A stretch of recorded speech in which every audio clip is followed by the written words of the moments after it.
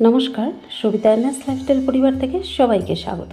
আজ নিয়ে আসলাম মিষ্টি রুটি কিভাবে করব সেটাই আজ আমি তোমাদের সাথে শেয়ার করব। বাচ্চাদের টিফিন অথবা বিকালের টিফিনেও কিন্তু আমরা এই মিষ্টি রুটি তৈরি করতে পারবো। চলো তাহলে দেখে নেওয়া যাক, স্কিপ না করে পুরো ভিডিওটি দেখার অনুরোধ রইল। প্রথমে একটা বাটি নিয়েছি, এর মধ্যে উঁচু করে 1 কাপ আমি ময়দা নিয়ে নিলাম আর দিয়ে দিচ্ছি এখানে গুঁড়ো করে রাখা চিনি। গুঁড়ো করে রাখা চিনি দিলে খুব সহজেই কিন্তু মিশে যায়। এখানে আমি 2.5 টেবিল চামচ চিনি দিয়ে দিলাম আর দিয়ে দিচ্ছি 2 টেবিল চামচ পরিমাণ গুঁড়ো দুধ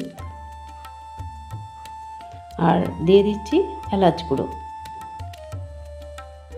আর 1 চিমটি লবণ দিলাম, এতে মিষ্টির ব্যালেন্সটা খুব ভালো রাখবে। এখন আমি শুকনো উপকরণগুলো খুব ভালো করে মিশিয়ে নেব। একসঙ্গে অবশ্যই মিশিয়ে নিতে হবে।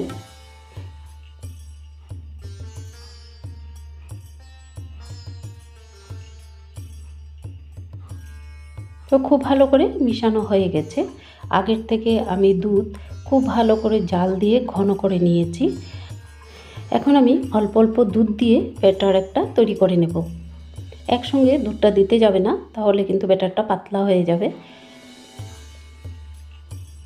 পাতলা হলে কিন্তু মিষ্টি রুটিগুলো ভালো হবে না। দেখো আমি অল্প অল্প করে দুধ দিয়ে দিলাম।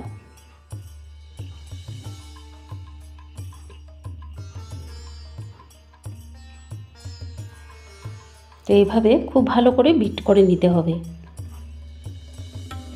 যত ভালো করে বিট করবে মিষ্টি রুটিটা তত বেশি কিন্তু ফুলবে।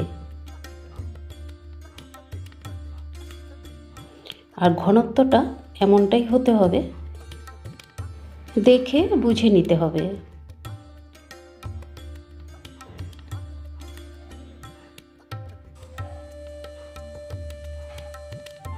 তো খুব ভালো করে বিট করা হয়ে গেছে। এখন আমি দিয়ে দেব, এখন দিয়ে দিচ্ছি মিষ্টি সোডা।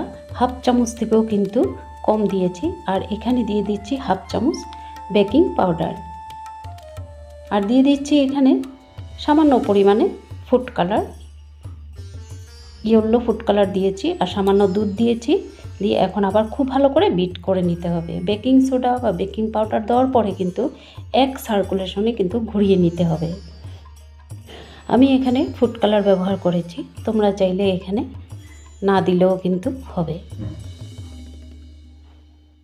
তো এখন আবার খুব ভালো করে বিট করে নিচ্ছি, যেহেতু বেকিং সোডা বেকিং পাউডার দেওয়ার পরে এইভাবে খুব ভালো করে বিট করে নিতে হবে। বিট করা হয়ে গেছে। এখন এখানে আমি 4টা বাটি নিয়ে নিলাম।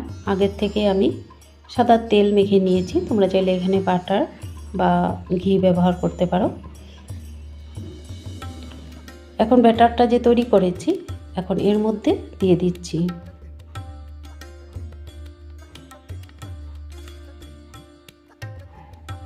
সবগুলো সমানভাবে দিয়ে নেব। তোমরা অবশ্যই বাড়িতে এভাবে ট্রাই করে দেখতে পারো, অসম্ভব ভালো লাগে। ভিডিওটি দেখে যদি ভালো লাগে অবশ্যই সাবস্ক্রাইব করে সঙ্গে থাকবে। সাবস্ক্রাইব করে রাখলে আমি যখন নতুন ভিডিও আপলোড দেব সঙ্গে সঙ্গে তোমাদের নোটিফিকেশনে পৌঁছে যাবে। আর ছোট্ট করে একটা লাইক দেওয়ার অনুরোধ রইল, তোমাদের লাইকই কিন্তু আমার ভিডিও করার উৎসাহ বাড়ে। তো সবগুলো সমানভাবে দিয়ে নিলাম। এখন চলে আসছি ওভেনের কাছে। ওভেনের উপরে ফ্রাই প্যান বসিয়ে একটা স্ট্যান্ড দিয়ে দিলাম আর এর উপরে বাটিগুলো দিয়ে দিচ্ছি। বাটিগুলো চেষ্টা করবে সমান করে দিতে। গ্যাসের ফ্লেম লো টু মিডিয়ামে রেখে কিন্তু এখন আমি ঢেকে দিলাম আর 30 মিনিট অপেক্ষা করব।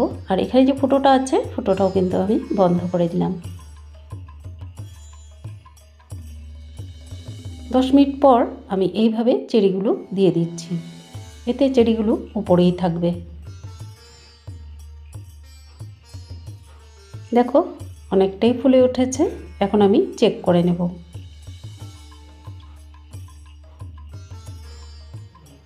ত্রিশ মিনিট পর কিন্তু আমি চেক করে নিচ্ছি আর দেখো একদম স্টিকটা কিন্তু পরিষ্কার বের হয়েছে।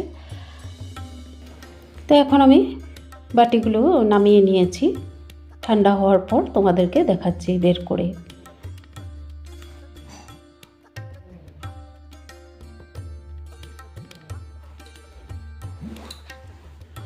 তো ঠান্ডা হয়ে গেছে, এখন আমি তোমাদেরকে বের করে দেখাচ্ছি। আর এইভাবে হাত দিয়ে চাপ দিলেই কিন্তু বাটির থেকে খুব সহজেই কিন্তু খুলে আসবে। দেখো বাটি কিন্তু একদম ক্লিন আর এত সুন্দর হয়েছে। তোমরা অবশ্যই বাড়িতে এভাবে ট্রাই করে দেখতে পারো, বাচ্চাদের টিফিনেও কিন্তু এভাবে দিতে পারো, বাচ্চারাও খুশি হয়ে যাবে। তো সবগুলো বাটির থেকে বের করে নিলাম। পুরো ভিডিও জুড়ে সঙ্গে থাকার জন্য অসংখ্য ধন্যবাদ। একটা তোমাদেরকে ছিঁড়ে দেখাচ্ছি কতটা স্পঞ্জি আর স্মুথ হয়েছে, দেখেই তোমরা বুঝতে পারছো। তো আজকের মতো রাখছি, আবার আসবো নতুন একটি ভিডিওর সঙ্গে। সবাই খুব ভালো থেকো, সুস্থ থেকো, নমস্কার।